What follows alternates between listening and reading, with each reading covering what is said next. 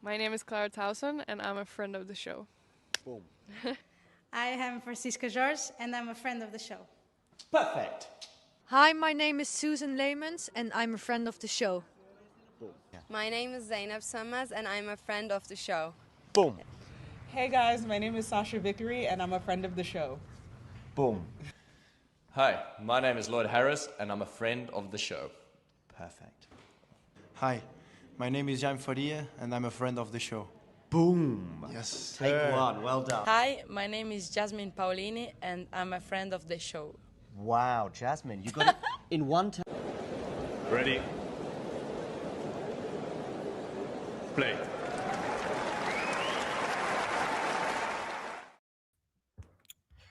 What is this? A day without any Alexiala news, I hear you say.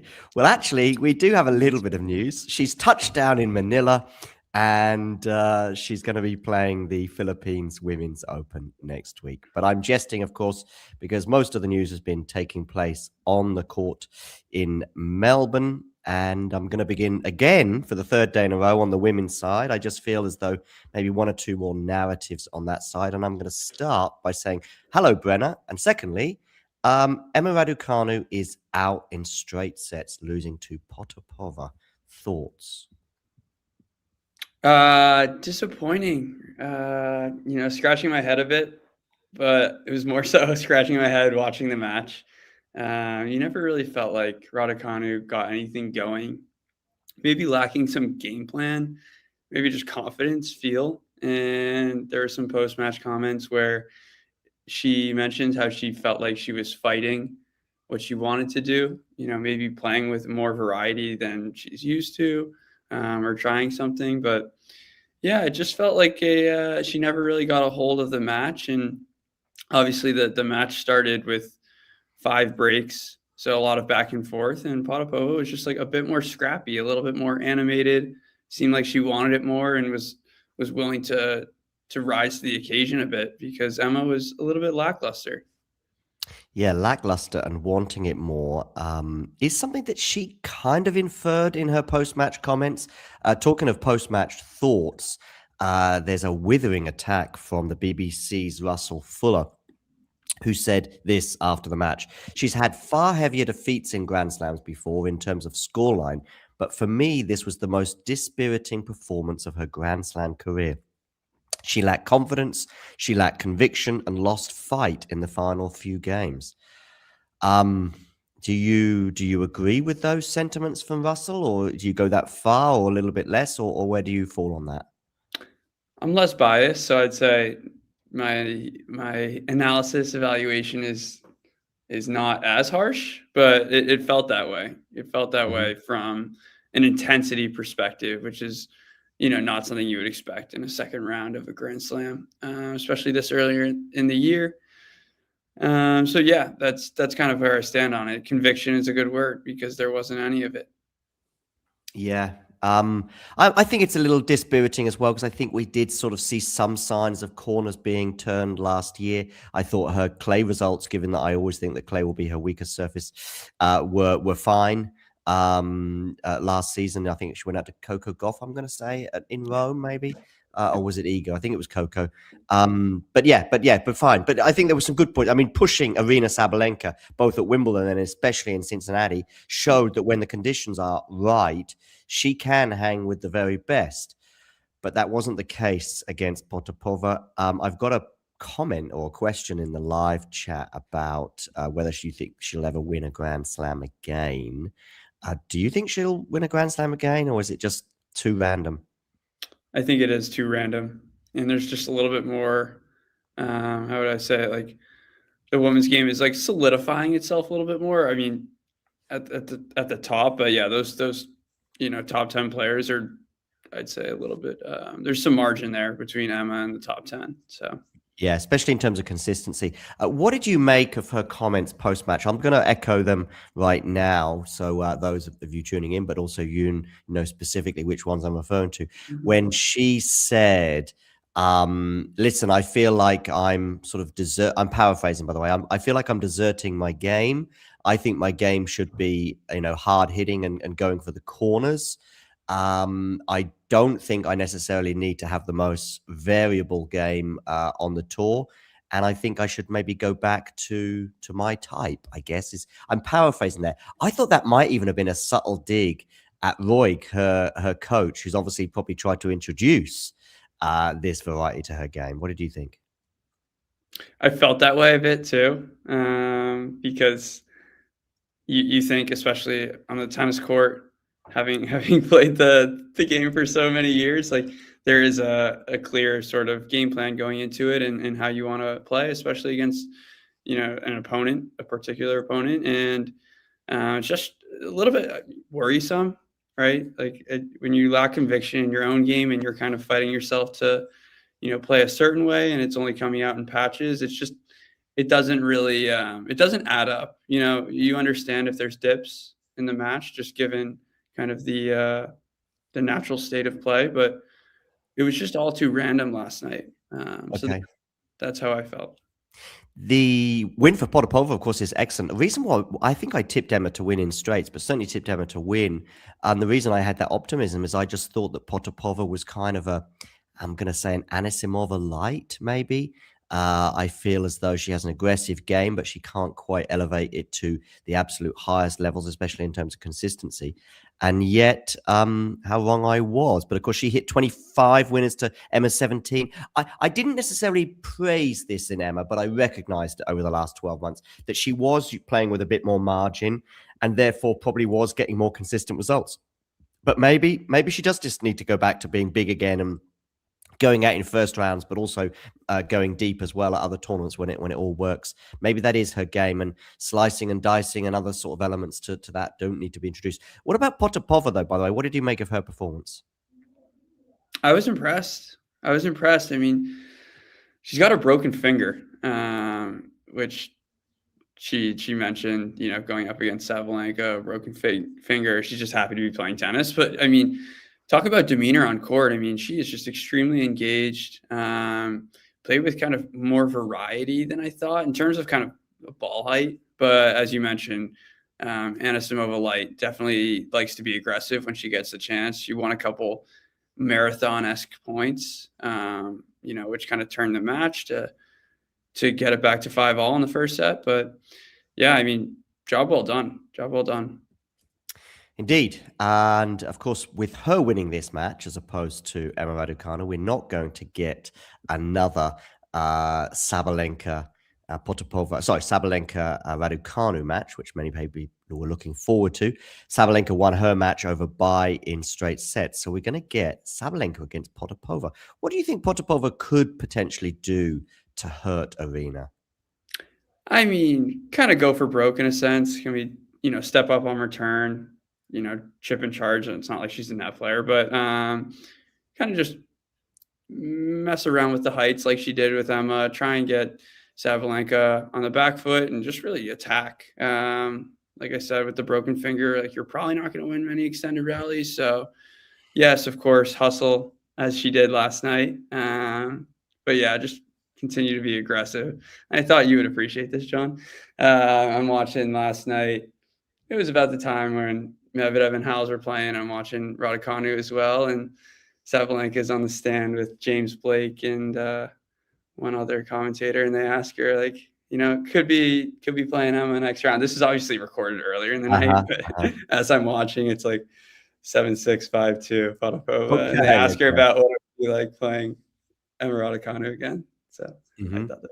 And what did she say? Can you remember? Because normally I kind of tuned out because I was like, okay, because normally I've been in that situation before. I tend to not like it. I get it. Maybe you put your hand in the air, someone else takes your question, and then you get asked the question, you don't know what to say. But I'm not really a fan of saying you might play X player next. Oh, by the way, there's also, of course, the pressure on the journalist who's from the UK, for example, needs to get his Raducanu. Yeah, this time it was them. Yeah, like American ESPN broadcast where they're sitting in the booth and it's just Sabalenka, James Blake, and whoever. But yeah, regardless, thought you'd enjoy that.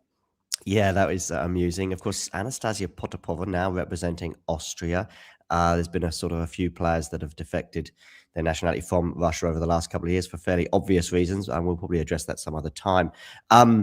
But yeah, she's got a 2-0 head-to-head advantage, Sabalenka over Potapova. I do think in her heart of hearts, and maybe some members of Sabalenka's team might even share that by saying that they would rather play Potapova than Raducanu. But I don't think it makes a huge amount of difference. I think Sabalenka would have been okay anyway.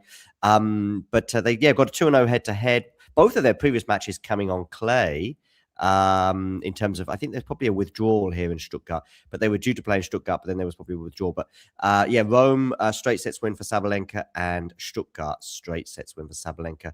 I think that bodes well, bearing in mind we're now moving on to a surface where Arena is pretty much imperious at a tournament where she's only lost once since 2022. And of course, that was in the final to Madison Keys last year. So I'm going to go for a Sabalenka win in straights. What about you? I'll do the same. Sabalenka in straights. All right, cool. Let's move down the draw and we can have a look at Mboko. She won her encounter today against McNally, and Tauson beating Kudermetova in 3 sets. Good to see Clara digging deep against Paulina Kudermetova, by the way, I should highlight. Good to see Clara digging deep, bearing in mind she's often found those kind of scenarios quite difficult, none more so than in her Alexiala loss. Tick Alexiala once more at the US Open last year. So yeah, Tauson against Mboko is an enticing and maybe even the match of the third round. They're both ranked outside the top 10 right now, but I think they might well both be inside the top 10 come the year end. Any thoughts on any of these 3 scenarios, either the 2 matches we've just seen or the Mboko-Tauson upcoming clash? Yeah, super exciting if you like hard hitting, good ball striking, because these 2 women both possess that. Mboko still so earlier in her career, but it's a lot of fun to watch, especially even last night against Katie McNally, who poised I'd say like a little bit of difficulties. She's a very slice heavy backhanded side of player, and forcing Mboko to generate all the pace. She was down a break, was able to kind of regather herself and go again, and ended up finishing off in straights. And Tauson came through a tough one. Kudermetova, you never really know what you're going to get from her. I actually saw these 2 play in Cincinnati. And it was, once again, a similar match, up and down. And Tauson even said it, like, you just don't know what you're going to get with Kudermetova. At one point, she's like hitting 4 unforced errors. She's super moody. And then she hits 4 winners on you. And so you just have to stay at the ready. Tauson, the physical kind of on-court demeanor, still a little bit of a concern for me, especially in these hot conditions. Yesterday wasn't as hot, but sometimes she's just a little bit lackadaisical on court. And I feel like players that are, at the top level that she's just outside of reaching, they're able to take advantage of that, see that she's a little bit more down, maybe extend rallies, push her physically a bit. Because, the third set is kind of where those matches can be won and lost. So all in all, probably looking at short rallies here. Super exciting, super heavy ball striking, as I mentioned. Yeah, I think I'm just going to go for Mboko. They've never played before, but I just think her form and where she's at from the back end of last year. I think she won a tournament in Hong Kong, I'm going to say, the back end of last year. And then into this season as well. Plus, actually, I thought Tauson might get upset in the first round. She did well to win her first round match in straight sets, but that did kind of take me by surprise. I thought Tauson against Galfi. That's right. Certainly, I thought Galfi would take at least a set, but maybe even more. So I had her on upset alert. So that was a good win for her. And then beating Paulina Kudermetova, also a decent result, especially given the sticky situation she was in. But still, Mboko should be the fresher of the 2 players. 2 back-to-back straight sets wins for her over Jones and then McNally, as you highlighted. So I think, yeah, I'll go for Mboko. What about you? I'll go Mboko too. I'll go 3 sets. All right, cool. I didn't know if I specified. Yeah, I'll go 3 sets as well. Oh, I talked about there being a lot of storylines on the women's side. Well, I think probably the biggest storyline is Zeynep Sonmez's history-making run continues. She had a straight sets win over Bondar. I thought her on-court comments afterwards, or some maybe it's post-match, whatever. She was like, I really like Anna, she said. And she mentioned, I think, how difficult it can be to play against opponents that you obviously, get on very well with. She's going to be playing Putintseva, by the way, in the next round, who beat Jacquemont. A word on Zeynep Sonmez, by the way, who I think that the draw is okay. I had Sonmez as well. Actually predicted Sonmez to upset Alexandrova in the first round. So I'm doing quite well with some of my upset predictions. Let's see. But I do get boring as the tournament goes on. I've got the upsets in the early rounds, but I've gone for Sinner and Sabalenka to ultimately lift the titles. But yeah, what about Sonmez making it into round 3? Yeah, impressive. She was someone I was watching through qualies, friend of the show. Yep. So she's been quite impressive. And now, I mean, this is what you benefit from qualies, where you do feel like you have a little bit more rhythm, you understand the conditions, you feel better with the heat and whatnot. And I think she portrayed that again last night, because she just keeps going. She's strong from the baseline, and the forehand is impressive. Her speed is impressive. So yeah, I mean, it could pose a tough one for Putintseva, who does play with a lot of variety, doesn't give you much rhythm, and it might actually work out in her favor to play a little, jaggedy, as you will, because, avoiding that kind of pattern of play is going to be good when you're playing Putintseva. Yes, Putintseva, I saw a little bit of her first round match. These two, by the way, have never met before, but I didn't see her in action last night against Jacquemont, but that's a nice win for her. They've never met before. I think the Putintseva run to the round 3, by the way, has kind of come out of nowhere in terms of her form. Last year wasn't that great. And I think Sonmez is going to continue making history, and let's go for a 3-set win over Putintseva. I like it. I'll do the same. Why not? All right. Cool. Okay, moving down the draw. Jovic, by the way. I mean, is she the brightest star amongst all the young bright stars on the WTA tour? And so I'm putting her in the conversation along with, let's say, Mboko, for example. I'm trying to think of anyone else who's sort of 20 or under. Minaur Andreeva, of course. But I guess Andreeva's now established. So I want someone who's just not quite reached the top 10, let's say. So what do you think about Jovic as being that person? I mean, a very impressive one that, of course, now is going to be tested to the full as she plays Jasmine Paolini, who, by the way, there was a rain delay with Paolini's match today, which was kind of interesting because she won the first set, but she was down 15-40, I think, on her serve at that rain delay. So she did well to sort of gather herself after that and then plow on through. Either Jovic, Paolini, or reflection on Jovic and where she's at. Yeah, no, I definitely, I'm on your boat. I'm on the Jovic wave. I rave about her, just the baseline consistency.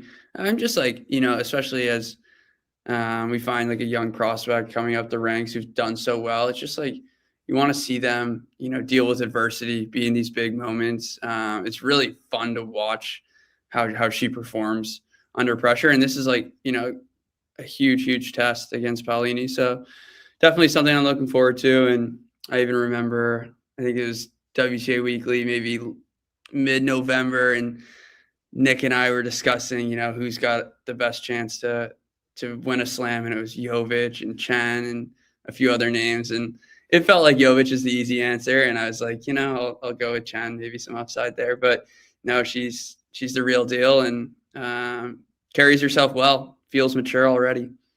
Yeah, they've actually met a couple of times already, these two, despite Jovic's tender years and relative novelty on the tour. Paolini won their most recent clash, which actually did come at a similar stage, at least in the first week of the US Open last year, straight sets. But you know what? I think Jovic, a few more months on, I think when talking of sort of the comment here from Ghosty, yes, I certainly see 3 of the 4 players you mentioned being sort of a big 4. I don't quite see, at least I haven't seen yet from Alex Ayala that potential. And I have got a video out basically talking about, I think some people get very angry about not just Ayala, but a million other players as well. And they do tend to get conflated between expectation and interest. So take Alexiala, take João Fonseca, take a million other players that sort of get that crazy number of clicks and views and queues outside their stadium. And then people go, oh, Alexiala, Fonseca, whoever, they're so overrated. They're not even that good. The thing is, those people that are clicking and those people that are watching the matches are not expecting them to win the Grand Slam. I don't think Alexiala, I've not seen a single comment on Alexiala that says, oh, I see her winning a Grand Slam in 2 years, or I see her in the top 5, or I see her, beating Igor on clay, or I don't see those comments just don't exist. So I think some of these things get manifested in people's heads. Anyway, I've sidetracked a little bit. I don't know if you want to add anything to that or just give me a prediction on Jovic and Paolini. No, I mean, I understand. But yes, traction, a lot of eyes, narratives get construed. So it's not all fair, but we'll see. Maybe Yala does have a chance and we'll have a different conversation in a year. But regardless, no, I honestly, it slipped my mind, John. I did not realize they had played twice. No, I didn't. Especially in a U.S. Open format and pressure being at home in a sense. So, yeah, I mean, this could be interesting. This could be interesting. Jovic off to a great start this year. So, yeah, I think it's going to be close. I've gone for Jovic. Just gone for Jovic. Maybe in a really tight 3-setter. It pains me to go against Jovic, but I will go with Jovic. But I would understand kind of the circumstances here. But hopefully we get 3 and a good match. Great. All right. Moving on down the draw, Coco Gauff. Yes, impressive from Coco today against Danilovich. I thought, though, that Danilovich maybe lacked a bit of aggression. I think there's a point, might even be match point, actually, where I thought, you know what, just come to the net. Because I actually think if you can't beat Coco, well, in fact, no one can beat Coco on her terms. But if you can't beat Coco on your own terms, I actually think a tactic that could be deployed against her would be to come to the net a bit more often. Just because, so for example, in that match point, she hits a few slices, Coco, because she's sort of struggling to get there. And Danilovich is stepping inside the court. And I just thought, come into the net, make Coco pass you and win this match. Fine, no problem. But I just felt that she was a bit tentative at times today. And but great win, because I thought she would pose a few problems for Coco. I actually saw Coco coming through, but in a sort of 3-set epic. So for Gauff to swat her aside 2-2 is impressive. She's going to be playing Hailey Baptiste in the next round, fellow American who came through against Hunter. Feel free to elaborate on any of the 3 images, if you like, or instances you can see on the screen in front of you. Yeah, I'm with you. I mean, I was throwing a lot of ESPN US bias that Coco played flawless and there wasn't much, almost perfect, She's like, oh, I missed the backhand at 5-2 or something, and then it would have been perfect. But regardless, I didn't think it was like all that good. I mean, Danilovich kind of bailed out of rallies, didn't really have a game plan. I thought like if she maybe stuck to her game and really fought in there would have been maybe more life, more opportunities. But she wasn't, and Coco was solid enough, didn't have to do anything crazy, but use the athleticism.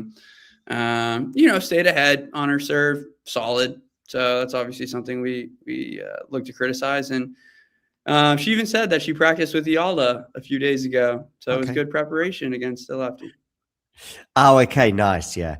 Ghosty here asking, how cool if California upends Florida as the epicenter of American tennis? Well, Ghosty, San Diego Open next week, and your favorite player, Sebi Korda, has just signed up as a wild card for that tournament. Yes. But that makes sense. I mean, he just lost first round, didn't he? And you know what? He can have the longest of long run-ups for the Sunshine Double. I'm guessing he's probably playing Acapulco rather than Middle East. As part of his build-up, and obviously not the golden swing, because that would be the third option. Anyway, that's a little aside, but yeah, go get yourself down to San Diego and watch the challenger there coming up next week. Baptiste going through. Any thoughts? Does she have a chance against Gauff? I think it's tough. Like Coco will extend those rallies. I got to watch Baptiste play Townsend. It was, a good battle. She has the power. She's aggressive. She gets the net when she can, and those are all good things. But the tolerance is going to have to be supreme, and the physicality is going to have to be there as well. I think it'll be tough for Haley. Yeah. Well, Haley, listen. If you're tuning in and you want some advice from Coach John, attack that net as much as you can and see how it plays out. At least test my theory. Anyway, test my theory. And I'll go back under a shell and crawl under a rock if it doesn't work out. All right. And I fear that even if you do deploy that tactic, it won't necessarily work out for you in terms of winning the match, but maybe you'll get a set in the end. Okay, moving on down the draw because I want to race through these women's results. Muchova, I saw the latter stages of her match with Parks today, and I tell you what, she was hanging on big style in terms of the fact that she'd obviously lost the first set, had the momentum of winning the second set.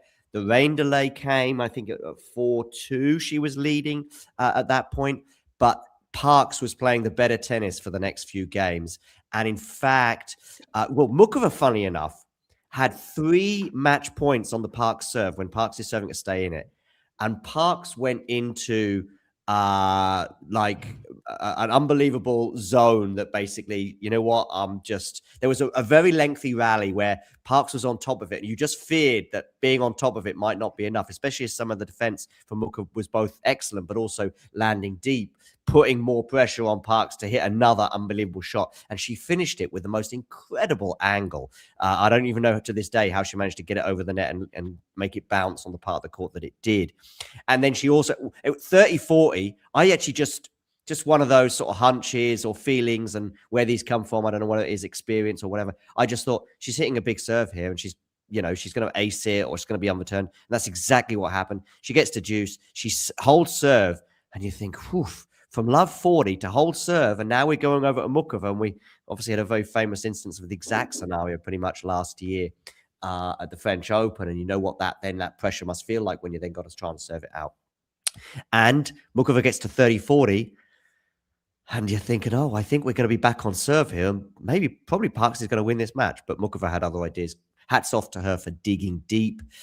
I don't think she's at the same level, Muchova, as she was, say, 2023 when she made the US Open semifinals, for example, or of course 2021, when she made the Aussie Open semifinals. In fact, she's going to be playing another former Aussie Open semifinalist in the form of Magda Linette today, who came through in straights over Lee. What are your thoughts on either the Muchova-Linette match or Linette or Muchova in general? I was not able to catch either of these, John, but I knew there were some good storylines going into the Muchova Parks match. Obviously, because of that French Open match that they played. But yeah, I mean, definitely interesting to hear, a good battle. Parks, you went into it enough yesterday, but impressive and, showed some good fight, and I think that probably gave her a lot of confidence going into the match versus Muchova, and close ending in the end for Ann Lee and Linette. Also, don't have any color on that match, but Linette now rattled off a few wins now. I mean, who knows? Who knows? I see this as being 51-49 in Carolina's favor. I think Linette has kind of done enough to sort of say I've had a good Australian Open. I don't see her replicating a Grand Slam semi-final run anytime soon. So I think, beating M. Navarro in the first round, who another one I also predicted, by the way, as an upset, I thought would be good. And I think certain players, when they do return to the scene of somewhere they've had success before, I think that does give them a boost, or maybe it's just the conditions that sort of suit them. But I think Muchova will just have a bit too much for Linette going forward. What do you reckon? Yeah, I agree. Just the unique style she possesses, it might be able to pose enough trouble, and physically you feel like she feels okay. Yeah, that wasn't a big issue today, but it might still be, with Muchova, you never know. Yeah, exactly. Anyway, Another match or other matches that took place today included Diana Schneider. She won her encounter, and so did Elina Svitolina. Svitolina coming through in straights over Klimovitsova, and Schneider beating Gibson. A little easier to pronounce that one. So they're going to be playing in the next round. I tell you what, we're just going to, unless you want to say anything on this, I'm going to just move down the draw because I don't think there's a huge amount to elaborate on there. I'll take this chance to give Talia Gibson a shout out because I got to see her up close in Newport this past summer, and she is one heck of a ball striker, and that was on full display last night. I mean, probably arguably should have taken that with a home crowd behind her. She could be someone to watch this year just from super consistent aggressive baseline play. So both seeds making it through, which is somewhat of a rarity to the third round in the form of Svitolina and Schneider. Who are you siding with? Because I think this is a tight one. I think I'm just going to go Svitolina. I'm in the same boat. Just going Svitolina. All right. Tomjanovic's run ends at the hands of Rusa.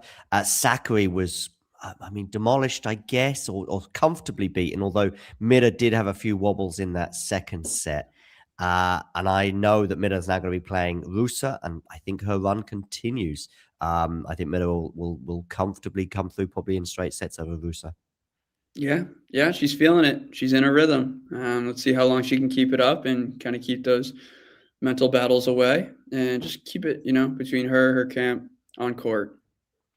Nice draw for Mida, I would also suggest. Yeah. All right. That brings the conclusion to the women's side. It's nicely because we are just about over half the way through, because I know I've got to lose Brenner in about 20 to 25 minutes, but that's okay.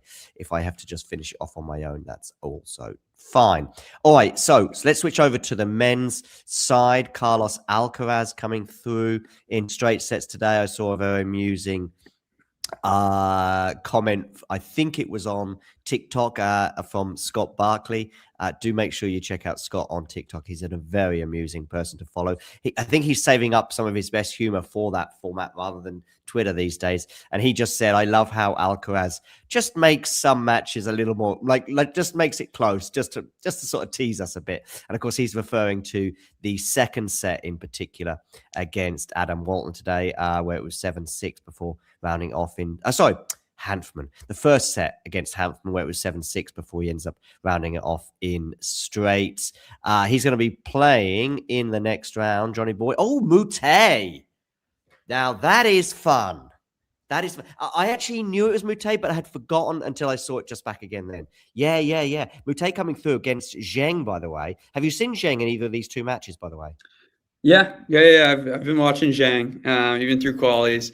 Tough because obviously the win over Corda took a lot out of him physically, and Moutet had a slow start, and Zheng was able to capitalize on that. But I think with the win, the conditions, and the physicality, it was just too much for Zheng to handle. But yeah, should see him back here, and obviously see a kind of a full year on tour from him shortly. All right. Well, Moutet Alcaraz, it does have a little bit of intrigue, and that intrigue might disappear quickly.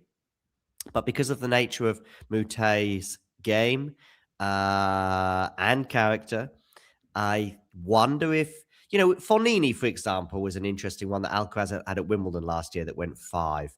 I don't think this is going 5, but Alcaraz does have a tendency to find 5-setters somewhere en route. Not the US Open last year, I know, but that was I don't know if that was Carlos Alcaraz 2.0 or if it really is a leaf that's been turned by the Spaniard. But yeah, I can see Moutet maybe getting under his skin, maybe asking for a coffee, maybe like having chats with the crowd and all sorts of stuff. And the Aussies will probably like it. I think for Moutet, by the way, he would love this to be not on Rod Laver, on Kia Arena or something like that. That's exactly what came to my mind.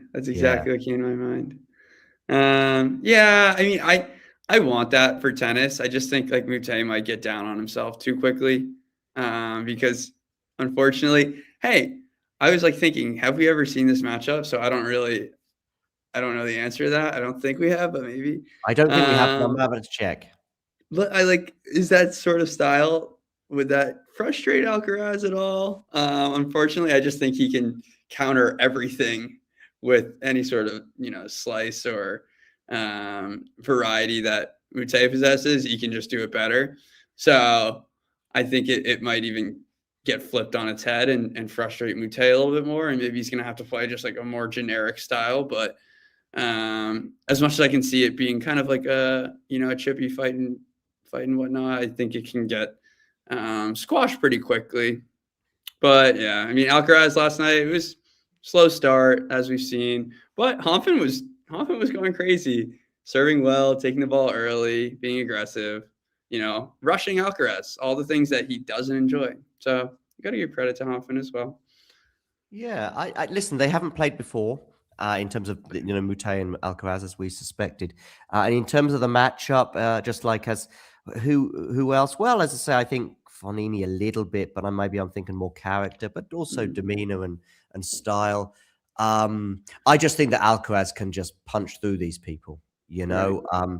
Maybe someone with just a little bit less power could end up being frustrated. I think Coco, for example, defends incredibly well. So she manages to frustrate Sabalenka by just making her hit another ball. And then when the rallies go long, Coco ends up winning them, which is why she's won some pretty big matches, such as 2 slam finals. Moutet doesn't quite have that defense in his locker or that athleticism, but I think it'll be an interesting one. I'd like to see Moutet have a 1-set start, let's say, and then let's go. Yeah, and then Alcaraz can go through in 4. And that's what I'm going to go for. I'm going to go for Alcaraz in 4. Okay. I hope for the same, but I'm going to go Alcaraz in 3. All right. Fair enough. Tommy Paul, by the way, I've kind of forgotten about Tommy Paul. He got injured, didn't he, just before the US Open? I remember you watched him in practice there.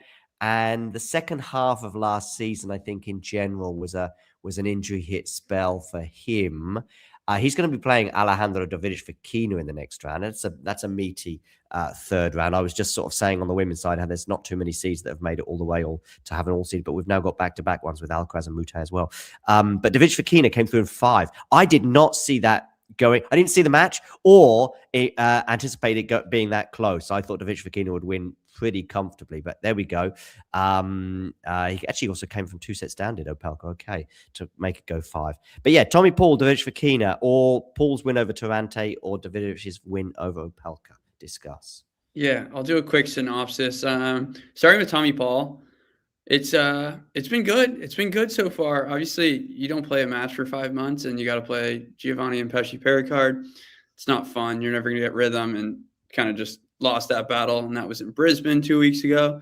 But since then, he got another serve bot, Opelka, Vukic, Mahac in the semis, which if it weren't for a let court and a break point, I thought could have gone his way. So who knows? He might have even taken that title in Adelaide. And then pretty, gifted draw if you're the 19 seed to start your campaign in Australia. This one has fireworks all over, right? I mean, 2 of the best athletes on tour, both can counterpunch. They can provide their own pace.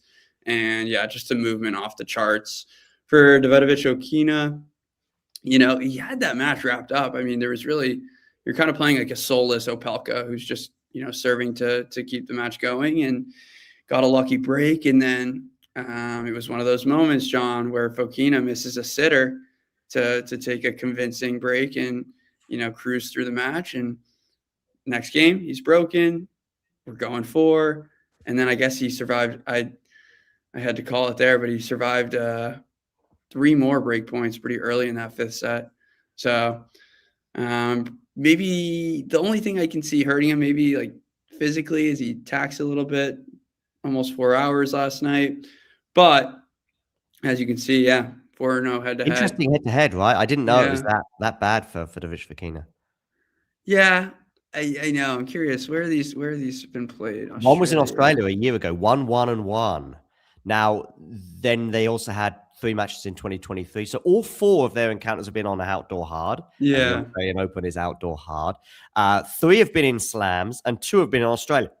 That one in Australia in 2023, of course, was, I don't know if it was quite peak Tommy Paul, but he certainly made the semis that year, and that was on the back of beating Rafa, I think, in Paris Bercy. And I think he was on the cusp of what felt like something quite big.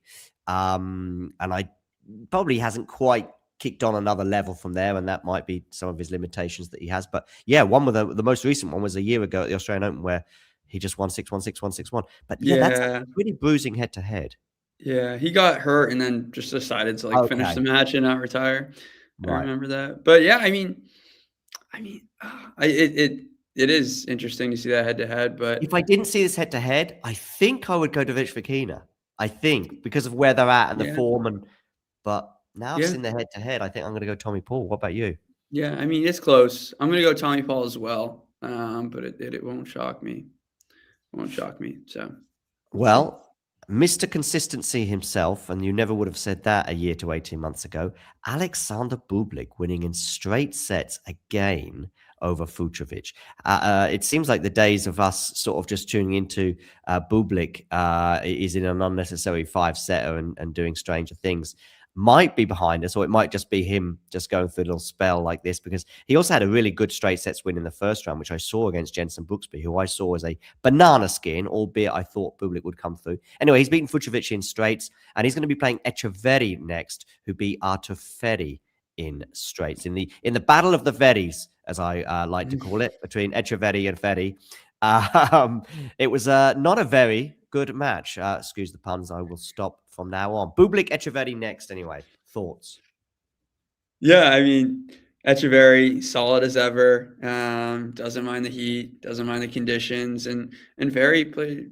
He posed a threat. It's just a few kind of tight games there, especially in the third set. That was like a little bit seesaw to start, but overall, just like too much baseline consistency, coming up clutch when he needs to. Etcheverry is never easy to play. Doesn't give you much rhythm. He's got variety. He gets to the net. So all in all, like a good match there. And Bublik, I mean, yeah, the guy just keeps going. Superb ball striking, and it was the business end of each set that won him this match. Finding ways to break at 5-all twice and 4-all in that second set. So here it's a little bit of an interesting one, I think, for Bublik. Like, Etcheverry is not really going to rush you. So I think that does help Bublik in terms of being able to dictate maybe a little bit more time for decision-making. But it also opens up the opportunity for too much time might not be what Bublik wants. But, I mean, he's playing with so much conviction, right? So you're not going to be too worried about his decision-making and kind of like those instinctual sort of feel shots he goes for. So maybe Etcheverry can sneak one if Bublik does switch off for a bit, but I do see Bublik coming through in 4 or less. Yeah, me too. Okay, Francis Tiafoe. I did see large parts of his match with Commissania today. I also saw large parts of I didn't see the first set, which seemed to be Medvedevic's purple patch, because it then went downhill from there. I actually have a few things to say on both of these matches. Tiafoe had a smash early stages of the fourth set when they were on serve, I think, and it then gifted, I think, a break, but he missed it, big star, and he gifted a break point to Commissania, or it was a juice moment. It was one of those like moments where you think, oh, go down a break in the fourth and we could be going 5. And it looked like that could happen after that, but he did well to recover from that and ultimately come through. I do think that on a hard court, he should be beating Commissania, and that's how it panned out. The other match, Medvedev-de Minaur. Medvedev, I don't know if he was injured from set 2 onwards. Of course, there was also a rain break here, I think, between sets 2 and 3. But his tactics were bizarre. And the bailing out of rallies and going for the drop shots against arguably the fastest player on the tour seemed to be a very unusual way of beating Alex de Minaur in his own backyard. Yeah, I very disappointing, because I switched over. I just got so frustrated with watching a tennis match that didn't feel like a competition in a way. One was playing it like what seemed like an exhibition, while the other one was on a charge to get through and get home. Now, he may have had an injury of some sort, and that may well explain it. But if he didn't, I'd love to know what his thoughts were on. I know he can do the drop shot, and he can do it well, but don't do it against Alex de Minaur. And I don't know the exact stats, but I probably counted 5 times, and I think de Minaur won 4 of those 5, unsurprisingly, because he was getting there, and he was getting there in good. The drop shots were okay, but de Minaur was just getting there and then winning from that moment onwards, either the next shot or the shot after that. Anyway, de Minaur Tiafoe next round. Anything you want to add to something I've said? Maybe you want to defend Medvedev and his tactics today. Yeah, I didn't watch either match, so I can't say too much. What I will say about Medvedev, and this is something that, look, he's still so young. He's so young. He's a sport. It's different when you say you're so young. But I think he's 23 years old now. Probably 2.5, almost 3 years on tour, and he's someone who just hasn't been able to string it together from a duration perspective. I thought this would be a terrible matchup for him because he just doesn't have the mental patience. Right. Think about last year, U.S. Open, 5 hours versus Altmaier, where he's just dominating every rally. But the more it extends, he goes for more. He is a feel kind of instinctive player. He does hit the drop shot very well, but he's a rhythm type of player. You get him down, you get him backtracking. He's going to go for shots that aren't there, and it's going to hurt him on the court and mentally. And so that's something I hope he gets together with his career, because you can't just bring it for an hour. You can't bring it for an hour and a half. You need to consistently and find ways to be mentally strong enough to string it together, because, man, the guy's got unreal potential, ball striking off the charts. So that was my quick bit on Medvedev. This upcoming matchup, it's fireworks, right? Tiafoe sort of riding this little wave. He's got a new coaching staff. He's feeling a little bit more fresh, probably confident. He's back doing the pressers, super excited. And you're going up against the home favorite, which is Alex de Minaur, who, obviously got a little test last night, but more so just feeling himself at home again. So it's going to be tough. Backhand to backhand battle, very flat. But I think de Minaur's ability to extend points might hurt Tiafoe in the long run. But Tiafoe does have that firepower to try and end points quicker. So I think there's some important decision-making, especially in set 2 and 3. Yeah, I feel as though de Minaur prevails in this one. He has a 3-1 head-to-head advantage over Francis. And yes, I do see him extending that. I every time I watch Francis play, I often want him to win because I like him as a guy, but I sort of don't see that same level of fireworks that we had maybe 2 to 3 years ago when he had some epic runs in New York. But listen, I'd love him to prove me wrong, but I do see de Minaur in this one prevailing in 4. Maybe if this was the US Open, I might have a different perspective on it. And fingers crossed for Francis, he can have another big run there later this year. Okay, have I got you in for another 5 minutes? Is that all right? Yeah, let's do it. Cool. Let's do it. Right, so when it comes to the draw, next up is, I think I've lost my rhythm here, just like maybe 1 or 2 tennis players did today. Okay, here we go. Second round to third round. We've got Dardetti. Is it Bard Byers? Is that next? Is it on my list? Oh, hang on a second. Let's top half of the draw. Is that the top half done, or was it? No, we had Tiafoe there. Oh, see, yeah. So we've got Zverev against Muller. And Cam Norrie coming through in 4 sets against Nava. I saw a little bit of Zverev's match, but once he got the break in the 3rd set, I switched over because I think that's done, and that's how it panned out. Cam Norrie always likes to drop sets. I say likes to. I'm not sure he necessarily likes to, but it does tend to happen. Anyway, those two are going to be coming up against each other. And this is a repeat, I think, of an Australian Open clash that these two had in 2024, I'm going to say. And I think it went 5 sets, and Norrie had his chances. Once it went into the 5th, I think I just felt that Zverev would end up winning it, and he did. But it might well have gone to a 5th set tiebreak. I'm going to have a quick look at their head-to-head right now. But thoughts on these two players ahead of this clash? Yeah, interesting. I mean, Norrie, I wasn't able to catch either of these matches, but Norrie coming through against a grindy-esque Nava who sounded like he was going for more aggression on the hard courts. But yeah, I mean, it has kind of like marathon opportunity. You think back, like you said, to the clash in Australia. You think back to Wimbledon, I think 24, where they played that, maybe it was like 16-14 in that 3rd set tiebreak for Zverev, which could have changed the match. So Yeah, 17-15. Yeah, 17-15. Exactly. Got it.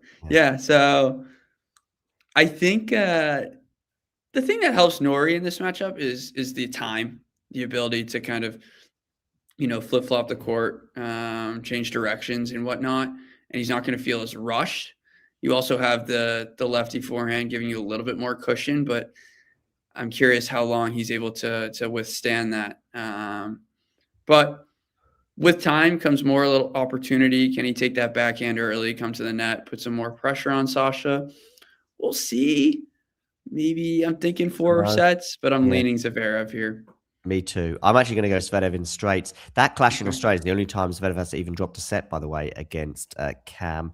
And yeah, I remember watching that, and he had his chances, and it was a deciding set tiebreak. So that would have been 10-3. I'm guessing that scoreline rather than 7-3 in the fifth set. You could just see 3 in brackets there. Yeah. But yeah, I'm going to go Zverev. I think he progresses into the third round. Okay. Cerundolo Rublev. Rublev beat Jaime Faria. I was really struggling to stay awake for this one. It was an early-ish match. I think it was probably the first up on that particular court. And so it would have started about 1 o'clock here. And I was sort of watching it, squinting and struggling. I'm pleased that Faria got a set, because at 2 sets to love, I feared the worst. And, by the way, Faria probably should have pushed it to a tie break, because he was serving to stay in the match at 5-6. But then at 15-40, it looked a tired forehand from Jaime. So maybe there was some fatigue factor going on there. I don't know. I'm just trying to remember Jaime's first round. Did he have an epic in the first round? Blocks. But anyway, yeah, it looked like a tired forehand from him. And ultimately, Rublev is through, and Jaime can get back to Portugal for one of the Weirdas challenges, I think, is happening. There's one happening this week, and I think there's one other one next week. Fran Cerundolo coming through in straights against Jamur. And so that's setting up Cerundolo versus Rublev. Thoughts? Yeah, this is one of my favorite matchups. It hurts me, as these are 2 of my favorite players. So one is going to have to go home. But yeah, I mean, credit Faria, by the way. I mean, it felt like there were flashes of last year against Jovic. I'm like, all right, here we go again. Forehand firing, serving well. Put a lot of pressure on Rublev in those first 2 sets as well. So, credit both guys for hanging in there, obviously in tough conditions. But yeah, looking at the screen, that was the first thing I was going to mention. 3-1 to Fran Cerundolo. I know they've met in Umag maybe twice now, which is very, very slow clay. But, 2 big ball strikers looking to attack on their forehand. Also can, flip-flop very quickly. Fran can switch off, and Rublev can kind of do the same. But like I said, both trying to be aggressive off their forehands. I'm going to go at least 4, but I do lean Rublev here. I think Ooh. I do. Yeah, because I think it's tough when you play Zoomer, right? He's either on or he's off, and he gives you time, and Fran just needs time, and he gets rhythm, and he's just firing you across the court. Rublev can do a little bit of the same, but I think he's willing to go back behind a little bit more. I think no net presence, though, is probably going to help Fran a bit, and that's why I enjoy the matchup, because it's pretty much purely baseline. Yeah. Interestingly, Rublev said he didn't really know who Faria was. And I think he learned after the match that Faria got a set off Djokovic last year. So a similar, obviously, scoreline today. And he did say, look, he should be in the top 100. And I think Jaime will re-enter the top 100 at some point this year. And his backhand can be deadly. As for Fran, yeah, straight sets win over Jamur. You don't always know which Jamur is going to turn up. He's a bit of a volatile character. I see Fran winning this one, by the way. I'm going to go for Fran in 5, but I think Rublev has got back on the horse after a few sticky moments last year, and I think his form is quietly improved. And he may re-enter the top 10 at some point soon, especially if he has a good run in Australia. But I'm going to go with Fran to win this in 5. Have you got time for one more? I think that's it for me, John, and I appreciate you having me on. I was glad to be able to sneak this in. Thanks, Brennan, for joining me. I'll just see through the rest. But thanks, Brennan. We'll catch up with you again soon. Sounds good. Thanks, John. Cheers, Brennan. Bye-bye. Bye. Okay, so you've got me for the next few minutes. I have things to do as well, but we'll have a quick look at the draw here. So Medvedev is going to be playing Marozsan. Medvedev coming through in 4 sets over Halys. And by the way, Marozsan's run, pretty impressive, I would say, in terms of the fact that he's beating Maishak, who's in pretty good form himself, I would say, in straight sets. And obviously had that 4-set win over the 24 seed Rinderknecht in the first round. Is Marozsan turning a corner on this surface, as in the hard courts? Because for me, he's a clay court guy, and he's a clay court guy through and through. However, and his game suits it. However, he is starting to get some pretty good results on this surface. And I think he'll test Medvedev. I'm going to have a quick look to see if they've played each other before. Medvedev, by the way, is also kind of turned a mini corner himself, hasn't he? From changing his coach at the end of last year. I think that's given him a little boost. If you like, a fresh voice. They have played each other a couple of times before, by the way. Medvedev leading the head-to-head 2-0. Of course, Medvedev is a 2-time Australian Open finalist. They played each other at the back end of last year in Almaty when Medvedev went on to take the title there. Of course, that was indoor hard. They've also played each other at Grand Slam before. A straight sets win also for Medvedev at the US Open of 2024. And I'm going to go for Medvedev once again, but I'm going to go for him in 4 sets. Okay, racing on through. Lerner Tien beating Shevchenko today in 4 sets. Lerner Tien loving the court time in terms of the fact that he's now had a 5-setter followed by a 4-setter. He's going to be playing Mr. I Love Australia, Nuno Borges, who put out a tweet a little while ago. I'm going to have a quick look to see what that tweet exactly said, but it was obviously a very happy tweet from Nuno after he won today. Yeah, here we go. Let's have a quick look at this tweet. Why wake up when I can keep on dreaming? He says that's a really nice one from him. 3rd round in Melbourne. Yeah, well, will that dream extend itself to a win over I've lost my rhythm here. Over Lerner Tien. Well, shall we have a quick look at the head-to-head? Tien against Borges. I don't think they've met before, but you never know. I remember talking, of course, if these two win, but they have met once before, and it went the way of Lerner. Straight sets win at the ATP Masters indoor. And I think Lerner should be able to replicate that win, but probably the hard way. Will probably go for 4 or 5 sets. Nuno loves Australia. Yeah, he's had his best slam run in Australia. I think he lost to, I'm going to say, Medvedev in the 4th round of 2024. So yeah, he really loves it there, and he wants to keep on dreaming. Well, can he dream his way into a 4th round spot once again? I think no. I think Lerner does it, but Lerner being Lerner will do it the hard way, and so I think it'll go 4 or 5 sets, but ultimately Lerner prevails and sets up a clash with Mr. Medvedev once again. And we know what happens when Medvedev and Lerner Tien take the court together. It is a blockbuster, and there are fireworks. Remember that unbelievable clash they had in Australia a year ago that actually made it to number 2 on our list of matches of the year. Oakley dokley. That brings an end to today's show. Make sure you check out or join us for some watch-alongs. We'll have some watch-alongs for the first matches coming up in Melbourne. I know that includes Baez against Darderi, among others, but there will be other matches as well. Basically, I'm going to try and cover all of the first 1 o'clock matches, starting with Baez and Darderi. But whatever else is happening at 1 o'clock, we will be covering it. So make sure you join us for that. And to everyone else, thank you for joining me today. And you know the drill. If you enjoyed this video, make sure you hit that like button. Don't forget to subscribe and click that notification bell so you don't miss out on all things tennis.